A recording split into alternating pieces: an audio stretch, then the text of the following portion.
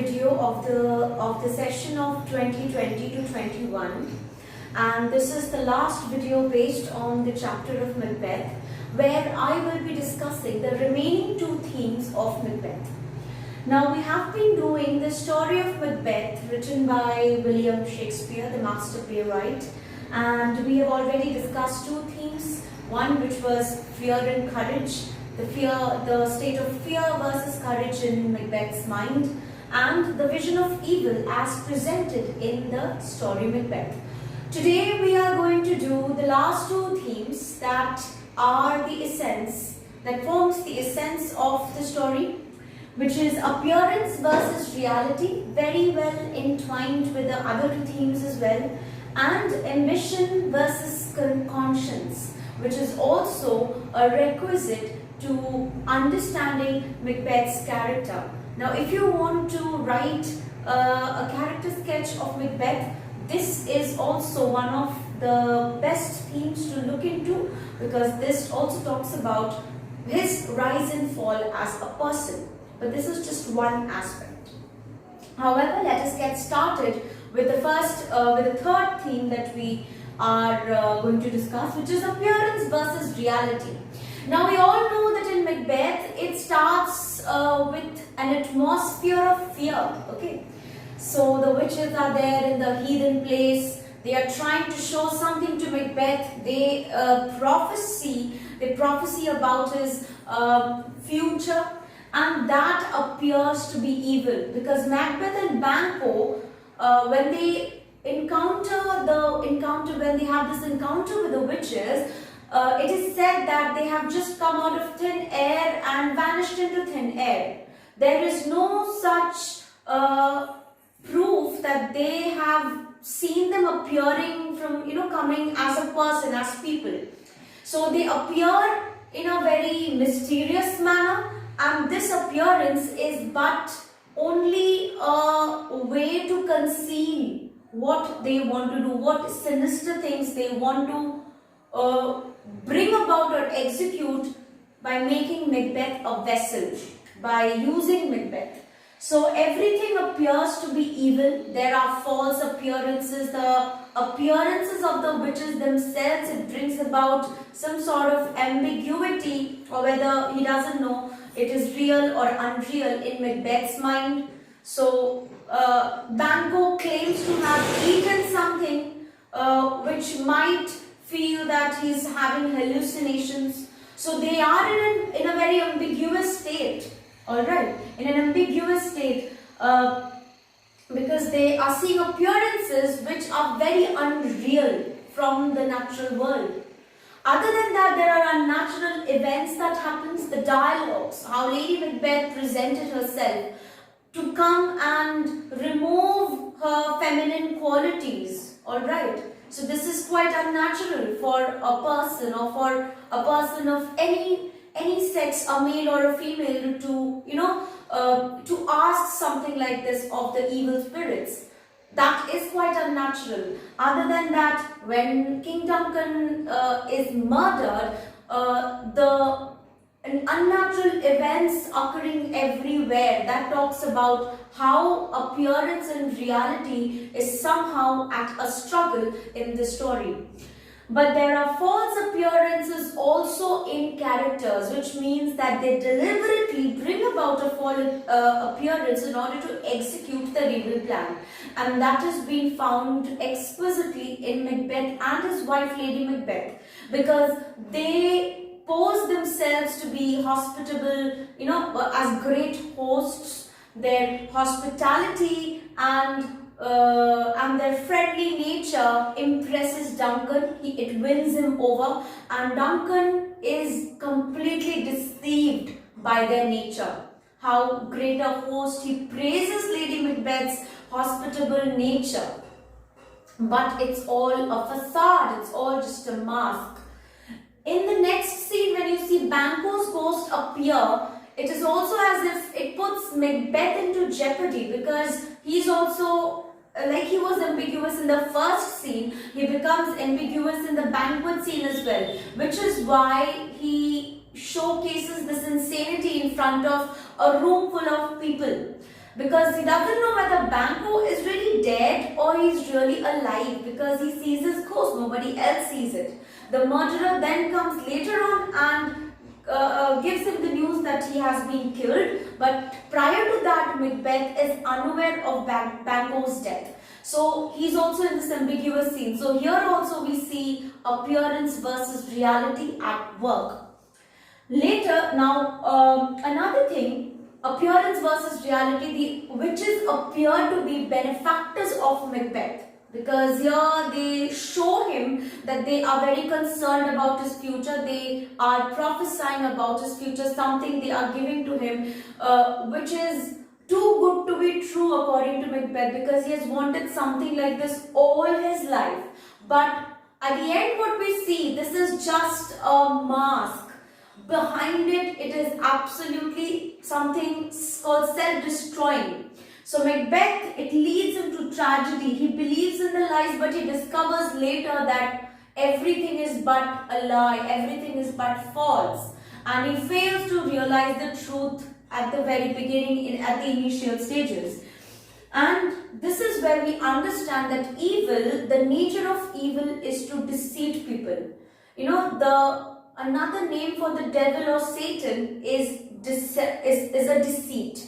So even it happened in the Garden of Eden, where Eve was tempted by Satan. He came in the, in a version, in the disguise of a beautiful creature, a snake of some sort of a creature like snake. So there he had also deceived Eve in order to make her commit a sin, commit something that was not instructed by God. Here in the same manner, the witches also behave like Satan. They deceive Macbeth, and Macbeth in turn, he also personifies the qualities of the devil in him. He becomes a deceitful person. So that is one thing, and we understand that evil works through deception. So appearance versus reality. Evil appears to be really tempting, really good in the initial stage, but as you get to know it, from the inside it is just hollow and nasty. So that is evil. It works through deception. But one thing that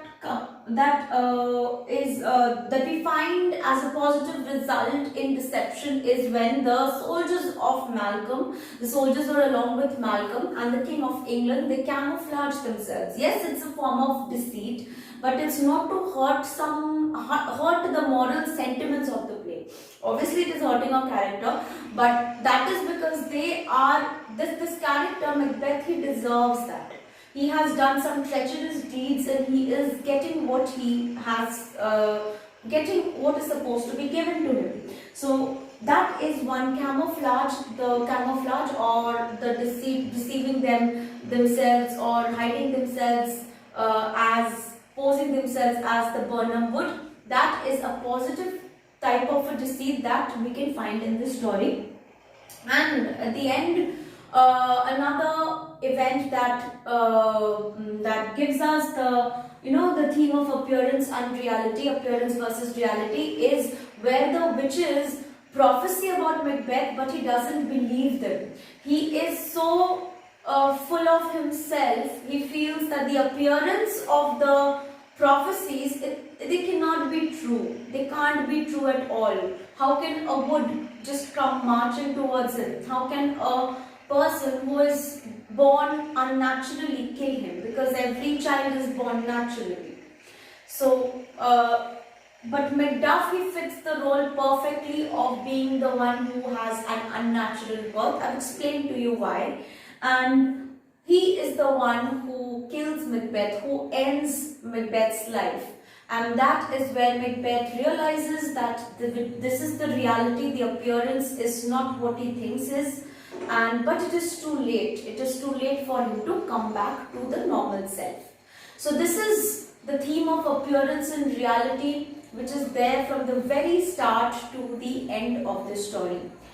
The fourth theme that we are going to discuss now is ambition versus conscience. So ambition is a state of mind where a character tries to rise to the top. okay, has the desire to rise to the top, and here Macbeth does so by such evil means where he stops at nothing, he leaves no stone unturned in order to reach to the top or to gain his ambition or to fulfill his ambition. He can hurt anybody, he can hurt everybody, he can just overturn the natural order of things, and he does that. It explains the deeds that he has done. So, before we get on to discuss about Macbeth's ambition and what was his conscience all about, there is something that we need to discuss, we need to explain, which is poetic justice as a figure of speech, as a literary term. Poetic justice is something that determines the fate over here. What is poetic justice? It is something that the author or the poet or the playwright rewards or punishes, okay, that he awards a reward or a punishment at the end of the story based on the vice, which is evil, or the virtues, which is good, deeds done by the character, by the main character. Now, if the main character or maybe the protagonist, who's the protagonist or the antagonist who has evil temperament, okay, if the reward that they get at the end or the punishment that they get at the end, if they deserve it, if it is apt, okay, so that is known as poetic justice. That justice is being served in poetry, okay. But it can be very different from reality, because in reality we don't usually have poetic justice. Maybe at times we do have, but in terms of the fate of certain people or certain characters, I won't call them characters, they are real people, but in reality it doesn't really occur. It's always that the good gets punished, and this is a stark truth. Even in the story, when you have the punishment meted out to the perpetrators at the end, it is at the expense of the life of the good. It's not that the good, they revive back to life. The people, the innocent people that Macbeth had killed, they revive back to life. No. The good will have to suffer anyhow. In reality, a lot. In poetry, a bit less. But however, their work is justified. Okay. That the death, they find some justice at the end. However, the poet or the author, they bring about this not because they want this to be happening in reality. Yes, they are desirous of that fact, that however poetic justice has been given to the right characters, to the proper characters in the story, they want the same thing to be translated into the real world. Okay, but they have this assumption or the desire to having a moral order, that things go along the norm or the standard, that the good will be rewarded and the bad will be punished. Alright, not the other way around that happens in real life, that the people who have power, they can bring about, they can rule over, they can just they can disrupt people's lives. Here Macbeth in the story violates this moral code, this moral order, and that is how Shakespeare gives him punishment at the end. The poetic justice is achieved because he's been killed by Macduff, and Macduff, he becomes victorious along with Malcolm and the others. Now this ambition, that was why this tragedy of Macbeth, where was the source? The source of it was with the witches. The witches found ambition in Macbeth. Alright? And this was his flaw. This rising to the top because of his egotist nature, that was his tragic flaw that brought about his tragedy, brought about his death, But there was one place where he had this ambition working in him. At the next moment, there was this conscience also at work struggle. So there is where we find the ambition versus conscience part. Where do we find this conscience? Just after when he returns to Inverness's castle, and before he's greeted by Lady Macbeth, he's in two minds whether to kill Duncan or not. He sees this illusion of dagger, and he thinks about the consequences, the fact that he'll be called a tyrant, the fact that he will have to face this world, he will fall from glory, and all that he thinks about this, and the conscience works. But conscience is for a brief moment, the winner out here. But then Lady Macbeth comes into the scene full of her evil spirits, and she dissuades him from being conscientious, and she doesn't let conscience work in him, his moral conscience, good, that he's supposed to be doing good. And here again what happens, she encourages him in such a way that he needs to become the king, they need to murder Duncan, which is justified, and so ambition wins again, it defeats conscience. So that is where all the wrongs occur. Had Macbeth given or submitted to his conscience, he would have not suffered so much. He would have maybe had regrets, but then his life would have not been in this manner. But he submits to evil, he submits to his ambition, his ego, and that is why this leads to tragedy and self-destruction. He destroys himself with his own bare hands. He destroys his life, he destroys his career as a king, and the people around him. Even Lady Macbeth is not spared because of that. She never has this kind of conscience. It's just not the end. She completely goes insane.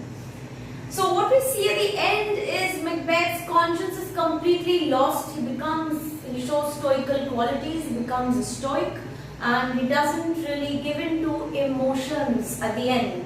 That is what tells us that his conscience is lost, because he doesn't submit emotionally, because he feels he'll become weak at the end, and he is to fight and struggle the good people till the end. He doesn't give in. So this is where we get a glimpse of his disturbed mind, what is going on. He talks about all things that are completely rubbish and nonsense at the end, and we don't get to see the Macbeth that was there in the very first juncture. At the starting of the story, that Bellona's bridegroom, Valor's minion, he's no more, he's lost. The Thane of Glamis is lost.